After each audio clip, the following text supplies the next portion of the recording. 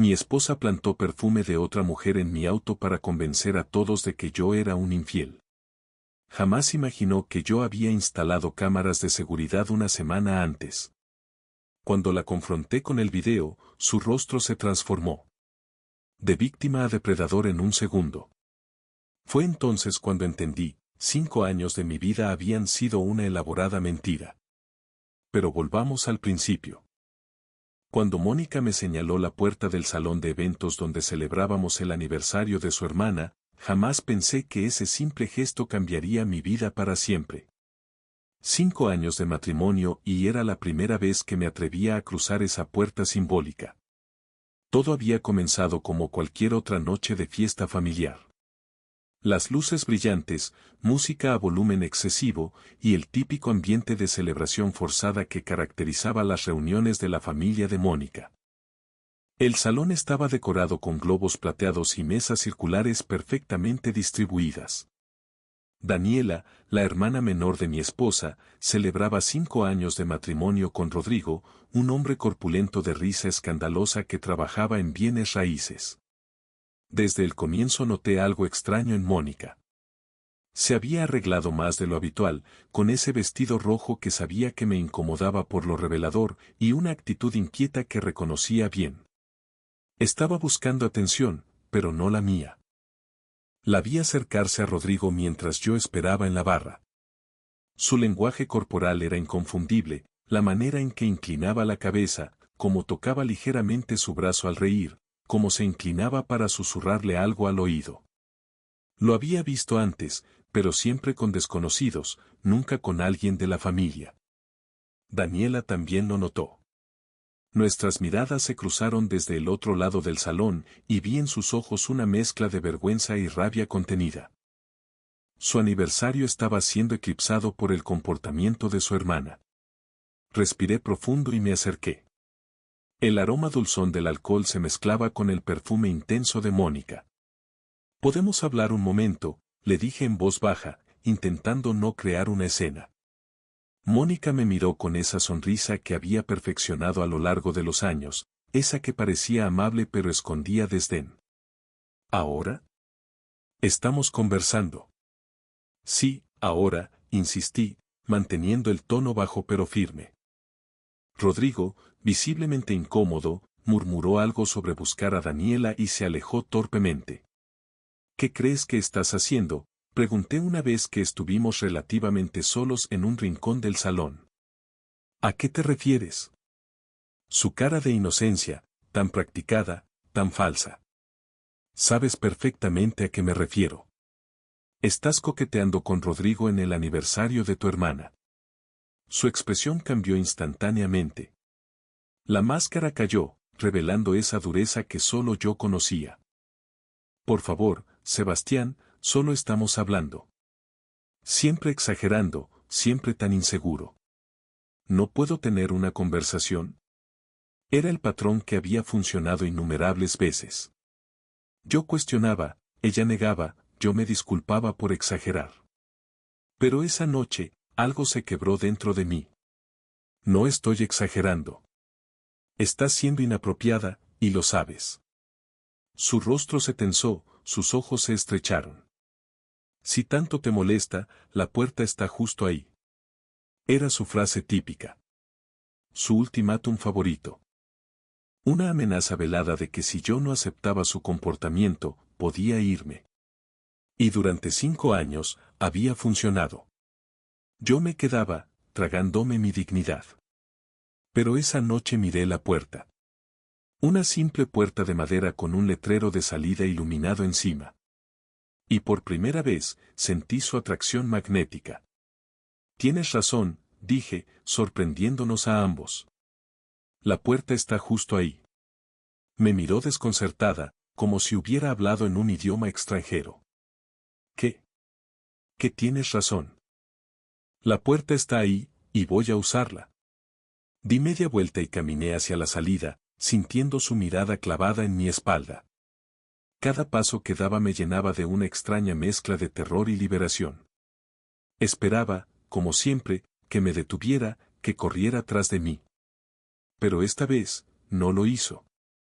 El aire fresco de la noche me golpeó como una revelación. Me quedé unos minutos en el estacionamiento, temblando no por el frío, sino por la magnitud de lo que acababa de hacer. 5 años de permitir manipulaciones, 5 años de disculparme por cosas que no había hecho, 5 años de ceder mi voluntad, y finalmente había dicho basta. Conduje hasta nuestro departamento en piloto automático, la mente nublada por una mezcla de adrenalina y miedo. Al entrar, encendí las luces y miré el lugar como si fuera la primera vez. Las fotos de nuestra boda en la pared contaban la historia de lo que creí sería un felices para siempre.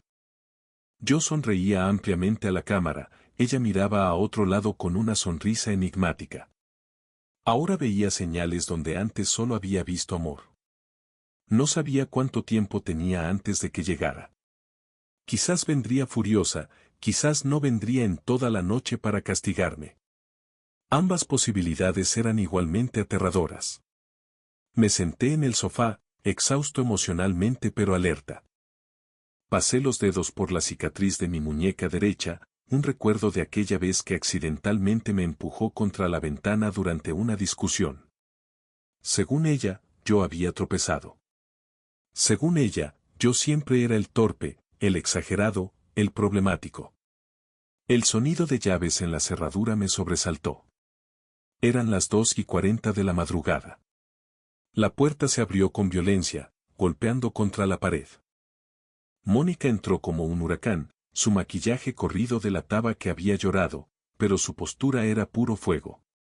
¿Cómo te atreves?, gritó, arrojando su bolso al suelo.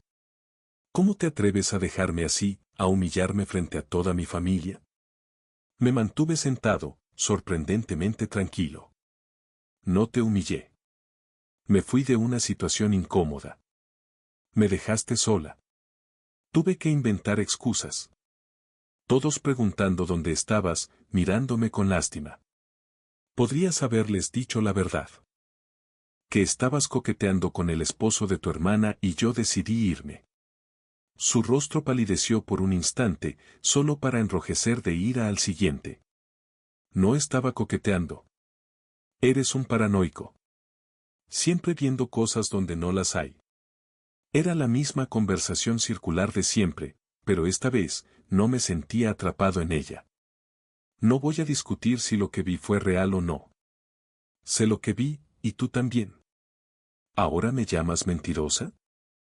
Se acercó amenazante, su dedo índice a centímetros de mi rostro. Lo que digo es que no voy a disculparme esta vez. Estas simples palabras parecieron descolocarla más que cualquier grito. Retrocedió ligeramente, estudiándome como si fuera un extraño en su sala. ¿Qué te pasa? Este no eres tú. Tenía razón. Este no era el Sebastián que había conocido, el que cedía, el que se disculpaba, el que agachaba la cabeza. Este era un Sebastián nuevo, uno que apenas estaba descubriendo. Creo que necesitamos tiempos separados, dije, levantándome del sofá. Pasaré la noche en un hotel. ¿Un hotel? Su risa fue aguda, incrédula. ¿Estás dejándome? ¿Por una conversación con mi cuñado? No. Estoy tomándome un espacio para pensar, porque esto, hice un gesto abarcando el departamento, nuestra vida juntos, no está funcionando para mí. No puedes irte, declaró, cruzando los brazos. No era una súplica, era una orden. Ya lo hice una vez esta noche. Puedo hacerlo de nuevo. Subí a nuestra habitación y tomé una pequeña maleta del armario. Empaqué lo esencial, ropa para un par de días, artículos de higiene, mi laptop y cargadores. Todo el tiempo sentía su presencia en la puerta del dormitorio, observándome en silencio. Cuando terminé y me volví hacia ella, vi algo nuevo en sus ojos. Miedo. No miedo a perderme, sino miedo a perder control. Y por primera vez, comprendí la diferencia. Si cruzas esa puerta ahora, no te molestes en volver, amenazó, su voz temblando ligeramente. La miré directamente a los ojos. Necesito este espacio. Lo que haré después, aún no lo sé. El trayecto hacia el hotel fue surrealista. Las calles desiertas, las luces de la ciudad difuminadas por una llovizna repentina. Me registré en el primer hotel que encontré abierto, un lugar modesto cerca del centro. La habitación 212 era pequeña pero limpia, con ese olor característico a desinfectante industrial y aire acondicionado. Me senté en la cama, exhausto pero incapaz de dormir. Mi teléfono vibraba incesantemente. 37 llamadas perdidas. 22 mensajes de texto. Los leí todos, observando el patrón que ahora me resultaba tan obvio. El primero, no puedo creer que me hagas esto. El quinto, por favor, vuelve. Te necesito. El octavo, estás arruinando todo por tus celos absurdos. El décimo, ¿quién es ella? Porque debe haber alguien más. El decimoquinto, mis padres están muy decepcionados contigo. El vigésimo, si no vuelves, sabrás lo que es perderlo todo. Amenazas, súplicas, acusaciones, manipulaciones, todo el espectro emocional condensado en una conversación unilateral. Apagué el teléfono y me recosté, mirando el techo agrietado. Por primera vez en años, respiraba sin esa presión constante en el pecho. Era como si hubiera estado bajo el agua todo este tiempo y finalmente hubiera salido a la superficie. El domingo pasó en un limbo extraño. Dormí hasta tarde, algo que nunca me permitía hacer en casa. Pedí servicio a la habitación y comí en la cama viendo documentales, otra prohibición tácita en nuestra relación. Pequeños actos de libertad que sabían a rebelión. Cuando finalmente encendí mi teléfono de nuevo, la avalancha continuó. Ahora no solo era Mónica, sino también su madre, su hermana, incluso su padre. Todos con el mismo mensaje: yo era el villano, el que había arruinado una perfecta noche familiar, el inseguro, el problemático. Les expliqué brevemente a mis padres lo sucedido. No querían entrometerse, nunca lo hacían, pero podía sentir su preocupación. Haz lo que sientas correcto, dijo mi madre. Pero no dejes que nadie te haga sentir culpable por poner límites. Está bien defenderte. Estas palabras, tan simples, fueron como un faro en la oscuridad. El lunes llegó demasiado pronto. Me preparé meticulosamente para ir al trabajo, necesitaba esa normalidad, ese ancla a la realidad. En el espejo del baño, noté algo diferente en mis ojos. Una claridad que no había estado ahí antes. La oficina de ingeniería donde trabajaba era un edificio moderno de cristal y acero, mi refugio de la tormenta doméstica durante años. Al llegar, saludé al guardia de seguridad con una sonrisa que se sintió genuina por primera vez en mucho tiempo. Andrés, mi colega y amigo más cercano en la empresa, lo notó inmediatamente. «Te ves diferente», comentó mientras preparábamos café en la sala de descanso. «¿Nuevo corte de pelo?» Algo así, respondí vagamente, comprendiendo que no estaba listo para compartir lo que estaba sucediendo. La mañana transcurrió con una productividad inusual. Tenía una reunión importante con clientes que llevaba preparando semanas y salió perfectamente. Era como si toda la energía que gastaba en mantener a Mónica contenta ahora fluyera hacia mi trabajo, mis pensamientos, mi vida. A mediodía, mi teléfono vibró con una notificación. Era un mensaje de Daniela, la hermana de Mónica. Lo abrí con aprensión. «Sebastián, entiendo que estés molesto, pero lo que hiciste fue cruel», leí. «Mónica está destrozada.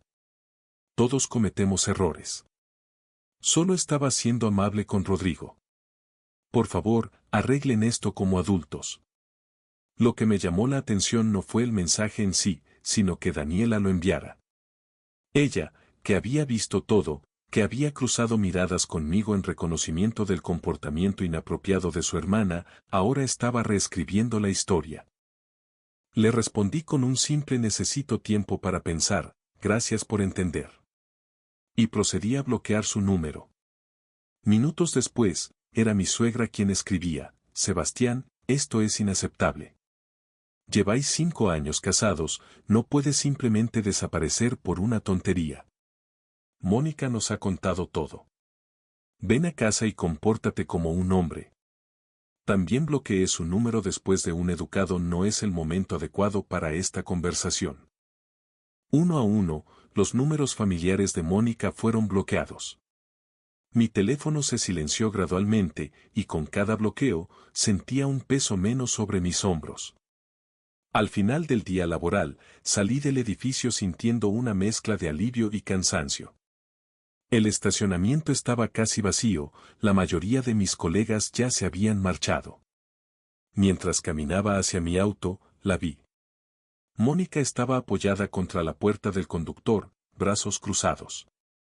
Vestía sencilla, sin maquillaje, ojos hinchados de llorar. La imagen perfecta de la esposa abandonada. Mi corazón comenzó a latir más rápido. No por amor o deseo de consolarla, sino por una mezcla de ansiedad y temor que no había reconocido hasta ahora. 5 minutos, dijo cuando me acerqué. Solo te pido 5 minutos.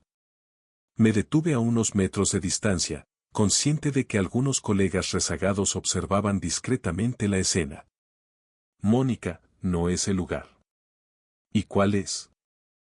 ¿El hotel donde te estás quedando? ¿Nuestra casa, que has abandonado? Su voz temblaba, pero había un cálculo en sus ojos que conocía bien.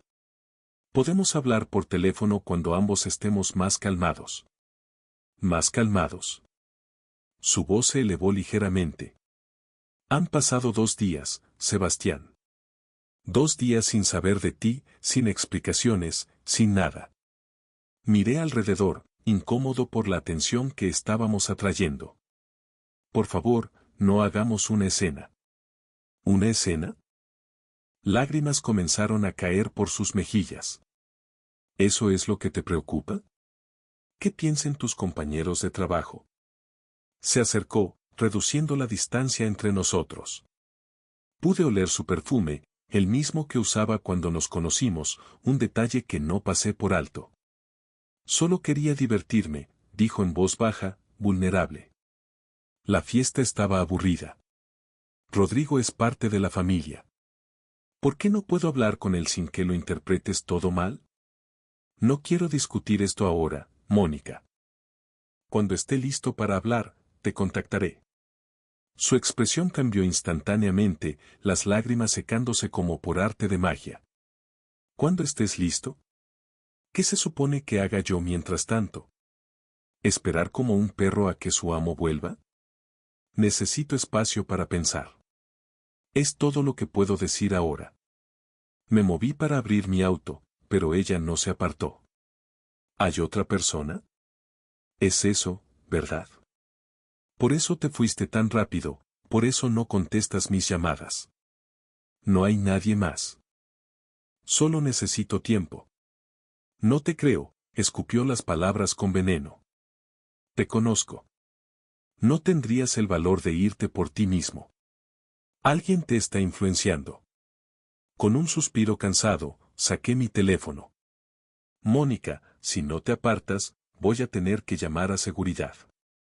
Fue como si hubiera lanzado un cubo de agua fría sobre ella. Dio un paso atrás, su rostro transformándose en una máscara de incredulidad. ¿Me estás amenazando con seguridad? ¿A mí? ¿A tu esposa? Te estoy pidiendo que respetes mi espacio.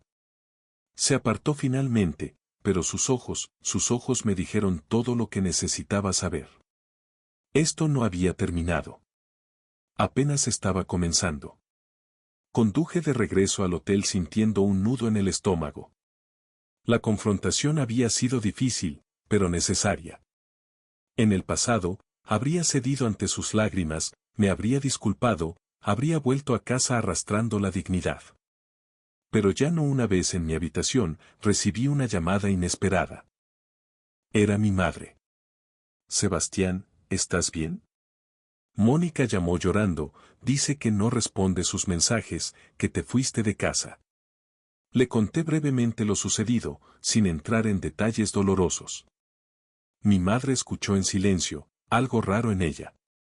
Cuando tu padre y yo nos conocimos, dijo finalmente, hubo personas que nos dijeron que no duraríamos. que éramos demasiado diferentes. Pero funcionó porque nos respetábamos. Si no hay respeto, hijo, no hay nada que salvar. Sus palabras resonaron en mi interior con una verdad que no estaba listo para enfrentar completamente. ¿Alguna vez había existido respeto en mi matrimonio? ¿O solo miedo disfrazado de amor? No dejes que nadie te haga sentir culpable por poner límites, continuó mi madre. Está bien defenderte. Después de colgar, me quedé mirando la pared del hotel, procesando todo. 5 años de matrimonio, 7 de relación. ¿Cuánto de eso había sido real? ¿Cuánto había sido manipulación? Los días siguientes pasaron en una nebulosa de trabajo y reflexión. Mónica alternaba entre mensajes suplicantes y amenazadores. Su familia me había declarado persona non grata. Mis propios padres se mantenían neutrales pero apoyándome silenciosamente. El viernes, Andrés insistió en que saliéramos a tomar algo después del trabajo. Te ves como si necesitaras hablar, o beber, o ambos, dijo con esa franqueza que lo caracterizaba. Terminamos en un bar cercano a la oficina, uno de esos lugares con iluminación tenue y un partido de fútbol siempre en la televisión. Después de 2 cervezas, finalmente me abrí. Le conté todo, los años de manipulación, las discusiones circulares donde siempre acababa disculpándome, las acusaciones constantes de infidelidad cuando yo nunca había mirado a otra mujer, los desplantes públicos, los dramas familiares. Mi hermana estuvo en una relación así, comentó Andrés después de escucharme. 3 años con un tipo que la hacía sentir que estaba loca. Gaslight, lo llaman ahora. ¿Gaslighting? La palabra sonaba extraña, ajena. Sí, cuando alguien te hace dudar de tu propia percepción de la realidad. Te hace creer que tú eres el problema. Clásico de los manipuladores. Algo hizo clic en mi mente. Todas esas veces que había visto algo con mis propios ojos, solo para que Mónica me convenciera de que lo había malinterpretado. Todas esas ocasiones en que había expresado un malestar legítimo, solo para terminar disculpándome por ser demasiado sensible. ¿Sabes qué creo? Continuó Andrés, pidiendo otra ronda. ¿Qué te da miedo admitir que te equivocaste al casarte con ella? Sus palabras me golpearon como un puñetazo. Eso es duro, murmuré. La verdad suele serlo. Pero mira, hombre, todos nos equivocamos. Yo me casé a los 22 con mi novia del colegio. Duró 8 meses. Fue un desastre, pero aprendí de ello. No tienes que quedarte atrapado en un error solo porque invertiste tiempo en cometerlo. Bebimos en silencio, sus palabras resonando en mi cabeza. Tenía razón. Había estado aferrándome a una falsa imagen de mi matrimonio porque admitir la verdad era demasiado doloroso, demasiado humillante. El sábado decidí volver al departamento para recoger más ropa y algunos documentos importantes que necesitaba. Elegí la mañana temprano, esperando que Mónica estuviera dormida o fuera. Al entrar, el estado del lugar me impactó. Platos sucios acumulados en el fregadero, botellas de vino vacías en la mesa, ropa esparcida por el suelo. Parecía que un tornado había pasado por allí. Me dirigí al estudio donde guardaba mis documentos. Mientras buscaba en el archivador, escuché una puerta abrirse. Mónica apareció en el umbral, despeinada, ojos hinchados, vistiendo mi camiseta favorita como pijama. Por un instante, un destello de lo que sentí cuando la conocí atravesó mi pecho. Era hermosa incluso así, vulnerable y descuidada.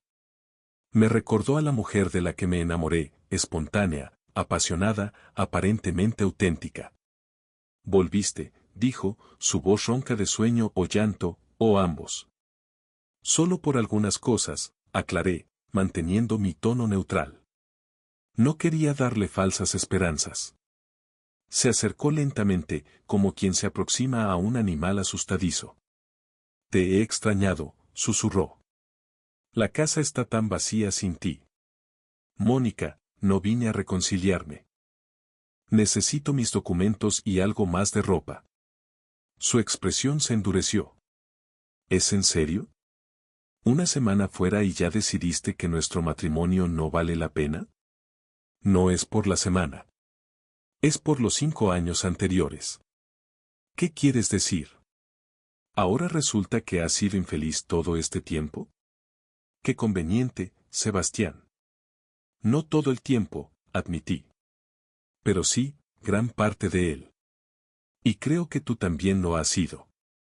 Negó con vehemencia. Yo he sido feliz.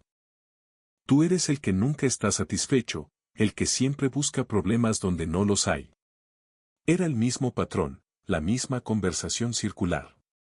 Pero esta vez, pude verlo claramente. Mónica, creo que deberíamos considerar el divorcio. La palabra cayó entre nosotros como una bomba. Sus ojos se agrandaron, incrédulos. ¿Divorcio? ¿Por una estúpida fiesta? ¿Por hablar con el esposo de mi hermana? No. Por el patrón que hemos creado juntos. Por cómo me siento cuando estoy contigo. Por cómo te comportas cuando no obtienes lo que quieres. ¿Cómo me comporto? Su voz subió varios decibelios. ¿Y cómo te comportas tú? ¿Abandonando a tu esposa sin explicación? ¿Ignorando sus llamadas? ¿Humillándola frente a su familia? Respiré profundo, negándome a ser arrastrado a la misma dinámica tóxica. Voy a contactar a un abogado la próxima semana. Podemos hacer esto de forma civilizada. ¿Un abogado? Río sin humor. ¿Realmente crees que voy a ponértelo tan fácil? No tienes idea de con quién estás tratando, Sebastián. Sus palabras, frías y calculadoras, confirmaron todo lo que sentía. Eso es exactamente el problema, Mónica. Creo que recién ahora estoy descubriendo con quién he estado casado todo este tiempo. Terminé de recoger mis documentos y algo más de ropa, todo bajo su mirada incendiaria. Cuando estaba por salir, me detuvo con una pregunta. ¿Quién es ella? No hay nadie más, respondí, cansado de la misma acusación. Siempre hay alguien más, insistió, con una certeza que me hizo preguntarme si no estaba proyectando sus propias acciones. Salí sin responder, con la inquietante sensación de que este era solo el comienzo de una guerra que no había elegido, pero para la que tendría que prepararme. Esa misma tarde, visité a la licenciada Herrera, una abogada especializada en derecho familiar que me recomendó un compañero de trabajo. Su oficina era sobria pero elegante, con carpetas organizadas meticulosamente y diplomas enmarcados en la pared. En casos sin hijos y con acuerdo mutuo, un divorcio puede ser relativamente rápido, explicó después de escuchar mi situación. Pero si hay conflicto o desacuerdo sobre la distribución de bienes, puede alargarse hasta 2 años. 2 años. La idea de estar legalmente atado a Mónica por tanto tiempo me provocó náuseas. ¿Qué debo hacer ahora? Pregunté, intentando mantener la compostura. Primero, documenta todo, aconsejó, ajustándose las gafas. Mensajes, llamadas, testigos de comportamiento inapropiado. Todo puede ser relevante, especialmente si hay acusaciones falsas, que suelen ser comunes en divorcios conflictivos. Firmé los documentos iniciales para comenzar el proceso, sintiendo una extraña mezcla de terror y alivio. Era como cortar una extremidad gangrenada, doloroso pero necesario para sobrevivir. El domingo, mis padres insistieron en que fuera a almorzar. Su casa, en un tranquilo barrio residencial, siempre había sido un refugio. El olor a comida casera, las fotografías familiares en las paredes, la ausencia de tensión en el aire, todo era un contraste doloroso con mi vida matrimonial. No necesitas contarnos todo, dijo mi padre mientras servía vino. Solo queremos que sepas que te apoyamos, sea cual sea tu decisión. Mi madre, siempre más directa, añadió, nunca nos cayó bien, para ser honesta. Pero no queríamos entrometernos. Reí por primera vez en días. ¿Cuándo te ha frenado eso, mamá? Cuando se trata de la felicidad de mi hijo, aprendí a morderme la lengua. Pero ahora que lo mencionas, siempre noté cómo te apagabas cuando ella entraba en una habitación. Como si caminaras sobre cáscaras de huevo. Sus palabras me atravesaron. Era exactamente así como me había sentido durante años, caminando sobre cáscaras de huevo, aterrorizado de dar un paso en falso y desatar su ira o su desprecio. Estaba por responder cuando sonó el timbre. Mi madre fue a atender, volviendo con una expresión de sorpresa. Es Daniela, la hermana de Mónica. Mi estómago se contrajo. ¿Qué hacía ella aquí? Dice que necesita hablar contigo urgentemente, añadió mi madre, claramente incómoda con la inesperada visita. Decidí atenderla en el patio trasero. Daniela parecía tan fuera de lugar entre las macetas y los muebles de jardín de mis padres como un pingüino en el desierto. ¿Cómo supiste dónde encontrarme?, pregunté, sin ofrecer asiento. Mónica me dio la dirección, respondió, abrazándose a sí misma. Sebastián, esto tiene que parar. Mi hermana está destrozada. Daniela, con todo respeto, esto es entre Mónica y yo. Lo sé, pero... Miró hacia la casa, bajando la voz. Necesito decirte algo y no puedo hacerlo cerca de ella. Su tono conspirativo despertó mi curiosidad. Te escucho. Respiró profundo, como reuniendo valor. Rodrigo me confesó todo. No fue la primera vez que Mónica coqueteó con él. La información me golpeó como una cubeta de agua helada. ¿Qué? Hace 2 años, en la boda de nuestros primos, intentó besarlo en el baño. Él la rechazó, pero no me dijo nada para no causar problemas. Cuando la vi acercándosele de nuevo en nuestra fiesta de aniversario, lo confronté después de que te fuiste. Mi mente procesaba esta revelación, encajando piezas que no sabía que faltaban. ¿Por qué me dices esto ahora? Hace unos días me enviaste un mensaje culpándome a mí. Sus ojos se llenaron de lágrimas. Porque he pasado años defendiendo a mi hermana, justificando su comportamiento, convenciéndome de que todos la malinterpretaban. Pero ya no puedo seguir haciéndolo. Tenían razón sobre ella. Siempre tuvieron razón.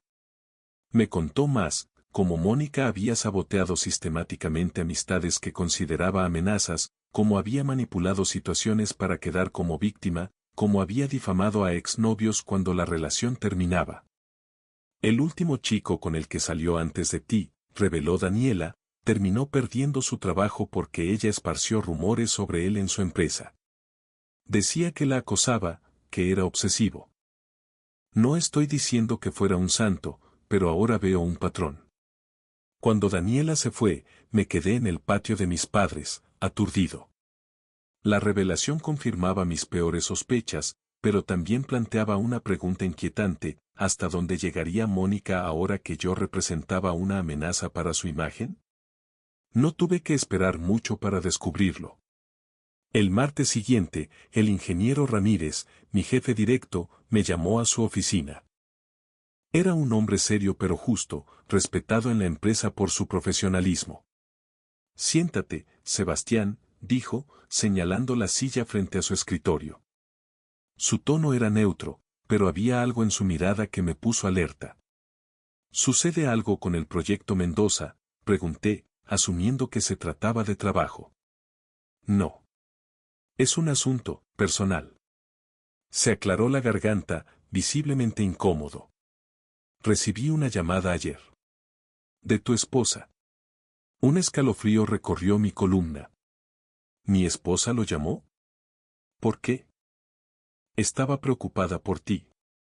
Dijo que estás pasando por problemas. Mencionó comportamientos erráticos, posible inestabilidad emocional. Hizo una pausa, estudiando mi reacción. También mencionó que podría contactar a algunos de nuestros clientes si no tomábamos medidas preventivas. La sangre abandonó mi rostro. Está mintiendo, dije firmemente. Estamos en proceso de divorcio. Esto es una táctica. Ramírez asintió lentamente. Lo sospechaba. Tu desempeño siempre ha sido ejemplar, y no he notado nada preocupante. Excepto, quizás, que pareces extremadamente cansado estos días. Lo estoy, admití. Pero no es por inestabilidad mental. Es por estar lidiando con esta situación. Sebastián, dijo, inclinándose hacia adelante, tu vida personal es tuya. No me corresponde juzgar ni intervenir. Pero como tu superior, necesito saber, ¿esto afectará tu trabajo? No, respondí con más seguridad de la que sentía. Puedo mantener ambas cosas separadas. Bien. Porque tu desempeño es lo único que me importa aquí. Se recostó en su silla. Y para que quede claro, no tomaremos ninguna medida preventiva basada en llamadas telefónicas sin fundamento. Salí de su oficina sintiendo una mezcla de gratitud y horror. Mónica había cruzado una nueva línea, atacando directamente mi sustento, mi reputación profesional. ¿Qué vendría después? La respuesta llegó una semana después. Laura, la mujer de Andrés que trabajaba en recursos humanos para una empresa de tecnología, me contactó urgentemente. Sebastián, necesitamos hablar, dijo cuando contesté su llamada. Es delicado. Nos reunimos esa misma tarde en casa de Andrés. Laura parecía nerviosa, jugando con su taza de café sin beber realmente. Recibimos un correo en recursos humanos sobre ti, explicó finalmente. Sin nombre, pero claramente de alguien que te conoce. Mencionaba que tenías antecedentes de acoso y comportamiento inapropiado con mujeres. Mi corazón se aceleró. ¿Qué? Eso es completamente falso. Lo sé, aseguró Laura. Por eso quería hablarte directamente. No eres empleado de nuestra empresa, así que técnicamente no es nuestra jurisdicción, pero están considerando contratarme, completé la frase, entendiendo la situación. Había enviado mi currículum a su empresa semanas atrás, buscando nuevas oportunidades. Exacto.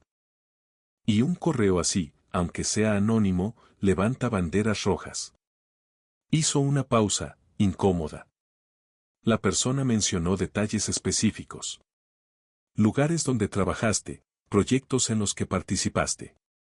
Esto no es un ataque aleatorio. Es mi esposa, dije, la realidad golpeándome con fuerza. Ella es la única que tiene esa información y un motivo para usarla contra mí. Andrés, que había permanecido en silencio, intervino, esto ya no es solo un divorcio complicado, hermano. Esto es sabotaje sistemático. Esa misma noche, recibí una llamada inesperada. El identificador mostraba un número desconocido. Contesté con cautela. ¿Sebastián? Soy Patricia, la madre de Mónica. Mi primera instinción fue colgar, pero algo en su tono me detuvo. No era el habitual tono acusatorio que usaba conmigo. Patricia, si llamas para convencerme de volver con Mónica. No, interrumpió rápidamente. No es eso. Llamo para advertirte. ¿Advertirme?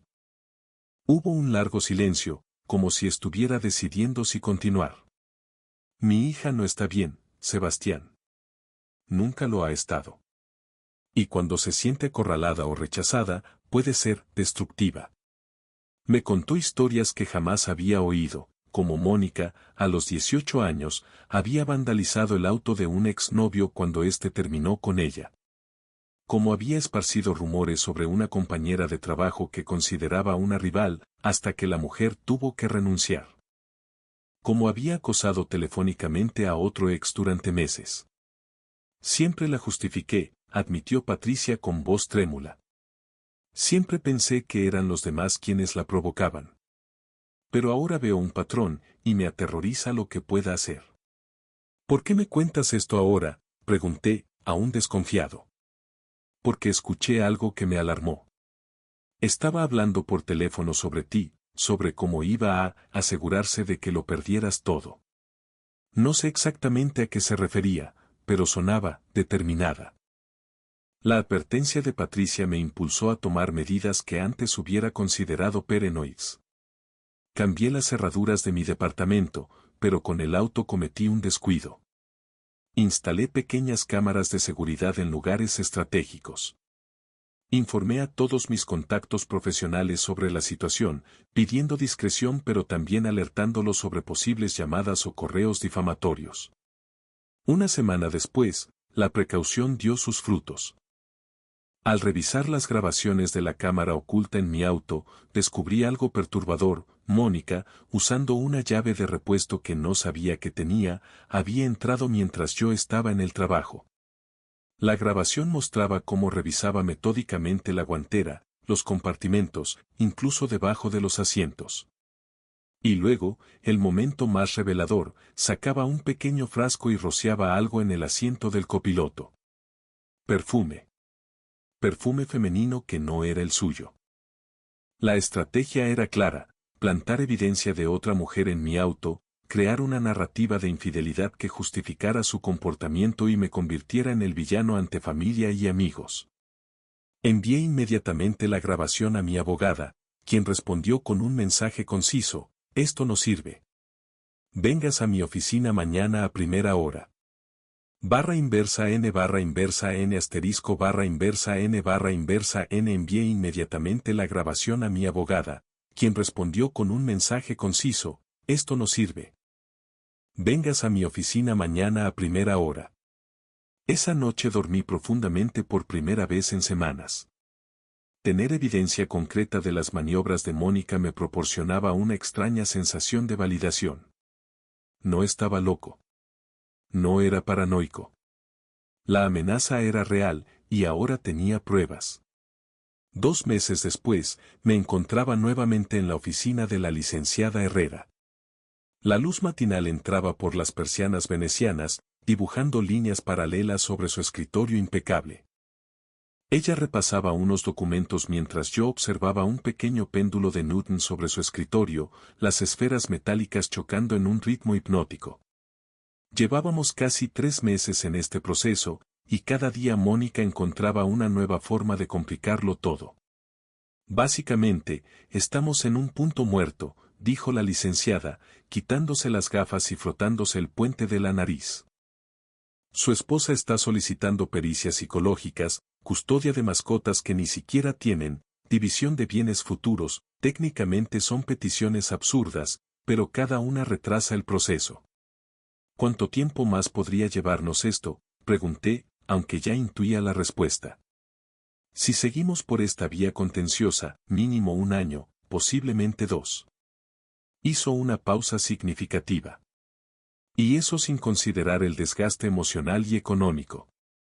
Recordé las palabras de Andrés en el bar, semanas atrás: a veces hay que perder una batalla para ganar la guerra.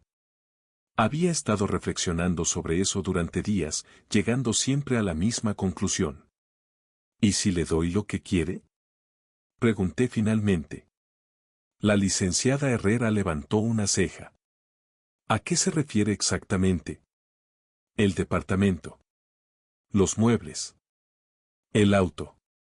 Todo. Sebastián, su tono se volvió cauteloso: eso representa casi todo su patrimonio actual.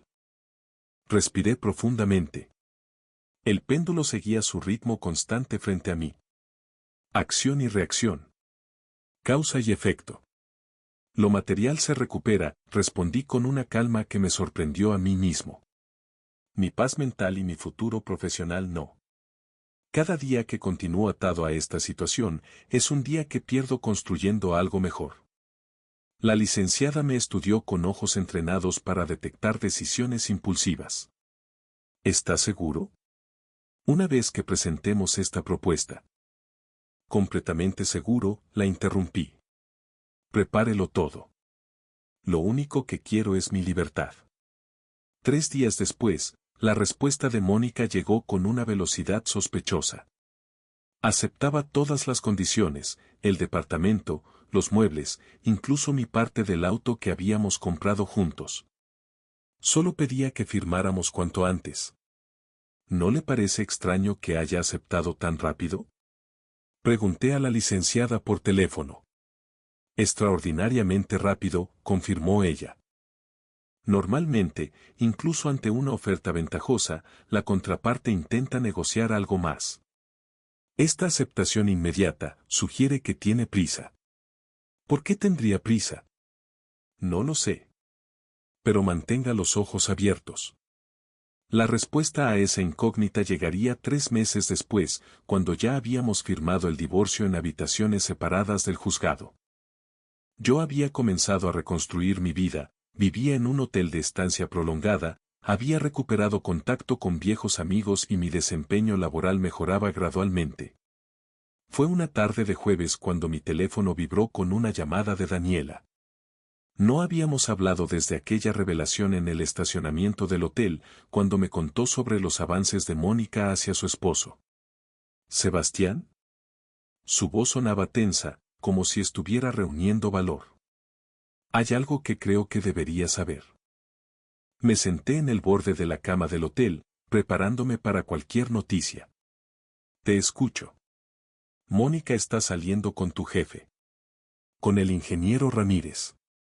Sentí un extraño vacío en el estómago, no por celos, sino por la súbita claridad que esa información aportaba. Las piezas encajaban perfectamente. ¿Desde cuándo? Pregunté, mi mente ya haciendo cálculos. Por lo que sé, comenzaron a verse una semana después de que firmaran el divorcio. Pero se conocían desde antes, completé su frase. No era una pregunta. Mamá mencionó que Mónica hablaba de él desde hace meses. Lo presentaba como un amigo del trabajo que admiraba mucho tu desempeño. Agradecí a Daniela por su honestidad y, tras colgar, llamé inmediatamente a Andrés. Él confirmó mis sospechas, el ingeniero Ramírez había preguntado casualmente sobre mi estado civil semanas antes de que yo mencionara problemas matrimoniales en la oficina. Todo el tablero se iluminó ante mis ojos. La insistencia de Mónica en aceptar rápidamente mi oferta de divorcio. Las llamadas preocupadas de ella a mi lugar de trabajo. Las miradas ligeramente incómodas que Ramírez me dirigía en las últimas reuniones. Mientras yo pensaba que estaba cediendo para ganar mi libertad, Mónica ya había encontrado su próxima jugada, mi jefe. A la mañana siguiente, me presenté en la oficina con una carpeta bajo el brazo. Había dormido sorprendentemente bien, con la claridad que proporciona tomar una decisión definitiva. Solicité una reunión con el ingeniero Ramírez, quien me recibió con cierta cautela en su oficina. Buenos días, Sebastián. ¿En qué puedo ayudarte? Coloqué sobre su escritorio mi carta de renuncia. Él la miró y luego a mí, con una expresión que intentaba parecer sorprendida.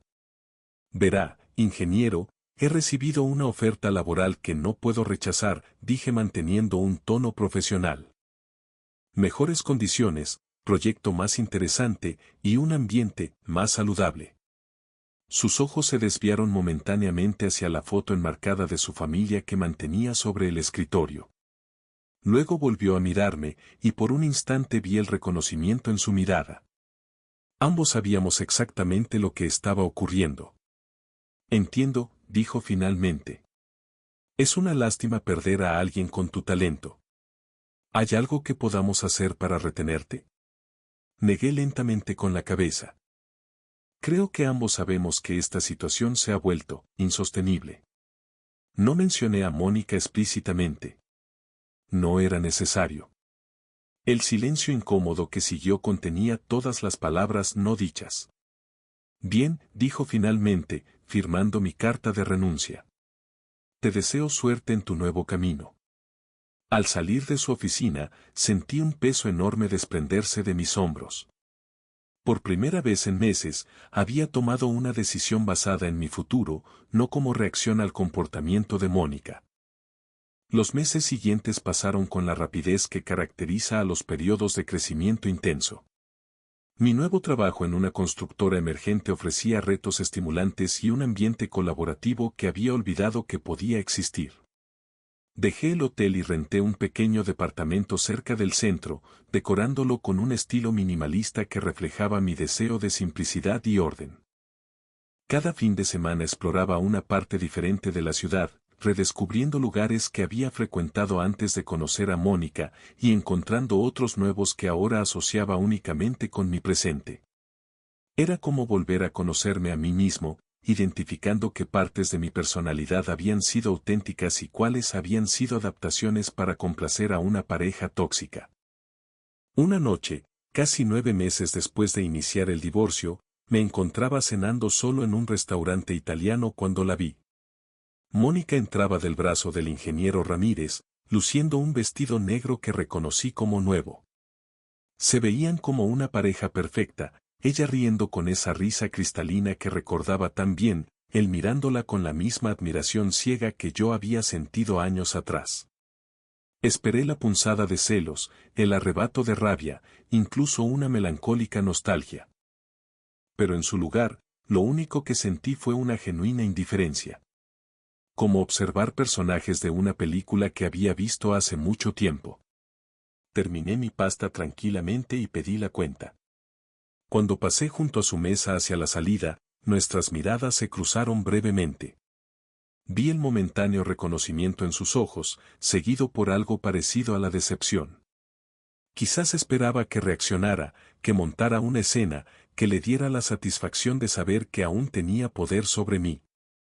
En lugar de eso, simplemente asentí educadamente y seguí mi camino. 6 meses después, me enteré por Daniela que el ingeniero Ramírez había perdido prácticamente todo en su divorcio. Su esposa había contratado a un investigador privado que documentó su infidelidad con lujo de detalles. Y pocas semanas después, Mónica había terminado la relación, aparentemente insatisfecha con su nueva situación económica. Recibí la noticia durante mi hora de almuerzo, sentado en un parque cercano a mi nueva oficina. Observé a la gente pasar, parejas tomadas de la mano, madres con niños, ejecutivos apresurados con café en mano. Me pregunté cuántas historias similares a la mía existían tras esas fachadas cotidianas. Un año después de finalizado el divorcio, recibí una llamada inesperada. La pantalla de mi celular mostraba el nombre que había evitado durante tanto tiempo, Mónica. Dudé varios segundos antes de responder. Mi dedo se deslizó finalmente sobre el icono verde, más por curiosidad que por cualquier otro motivo. Hola, dije con voz neutra. Sebastián. Su voz sonaba diferente, más suave, casi vulnerable. ¿Tienes un minuto? Lo que siguió fue algo que jamás esperé, una disculpa. Entrecortada, imperfecta, pero una disculpa al fin. Habló de terapia, de reconocer patrones destructivos, de asumir responsabilidad por primera vez. Escuché pacientemente, sin interrumpir. Cuando terminó, el silencio se extendió por varios segundos. Te agradezco la llamada, Mónica, dije finalmente. Espero sinceramente que encuentres paz en tu camino. Solo eso. La familiar nota de exigencia apareció brevemente en su voz. No hay nada más que decir. Te deseo lo mejor, de verdad. Colgué sintiéndome extrañamente ligero. No había perdonado todo el daño, pero tampoco necesitaba cargar con el peso del rencor. Simplemente había seguido adelante. Un año después asistí a la boda de Daniela con su nuevo novio, Rodrigo había quedado en el pasado. Me sorprendió encontrar a Patricia, la madre de Mónica, entre los invitados. Sé que es extraño verme aquí, me dijo cuando nos encontramos junto a la mesa de bocadillos. Pero Daniela no dejó que nuestra relación familiar se dañara por todo lo ocurrido. Conversamos brevemente sobre nuestras vidas actuales. Estaba por despedirme cuando ella me detuvo con una pregunta. Sebastián, ¿cómo lo hiciste? ¿Cómo lograste salir sin convertirte en alguien lleno de amargura? Reflexioné un momento, revolviendo distraídamente mi copa de champán. Supongo que entendí que la mejor venganza no era devolverle el daño a Mónica, respondí finalmente. La mejor venganza fue reconstruir mi vida de una forma que ella nunca pudiera tocar. Fue durante esa boda que conocí a Valentina. No fue un encuentro cinematográfico, simplemente compartimos mesa, conversamos sobre libros, y al final de la noche intercambiamos números con la promesa casual de tomar un café algún día. Ese café se convirtió en cena, la cena en caminata por el parque, y 6 meses después estábamos viajando juntos a la costa por un fin de semana largo. Con ella aprendí que las relaciones saludables no duelen. No existen los silencios punitivos, las amenazas veladas, las lealtades constantemente cuestionadas. El amor, cuando es real, construye en lugar de destruir. Le propuse matrimonio un año después de conocernos. Una propuesta sencilla durante un picnic, sin grandes gestos ni públicos expectantes. Solo nosotros dos, honestos y presentes. Ahora, 5 años después de aquella noche en que atravesé la puerta que Mónica me señaló como desafío, estoy sentado en el sofá de nuestro hogar. Valentina duerme apoyada en mi hombro mientras una película continúa reproduciéndose en la televisión. La observo respirar tranquila y pienso en el extraño camino que nos lleva a donde debemos estar. Si aquella noche alguien me hubiera dicho que el matrimonio que creía defender sería el obstáculo para encontrar el amor verdadero, no lo habría creído. Si me hubieran dicho que perdiendo todo, apartamento, muebles, años de inversiones, ganaría mi libertad y la oportunidad de una felicidad auténtica, habría pensado que era una cruel ironía. Pero la vida rara vez sigue los guiones que escribimos para ella.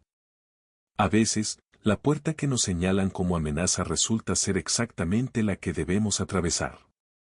A veces, lo que parece el final es solo el primer paso de un nuevo comienzo. Y a veces, para encontrar el camino correcto, primero debemos tener el valor de abandonar el equivocado.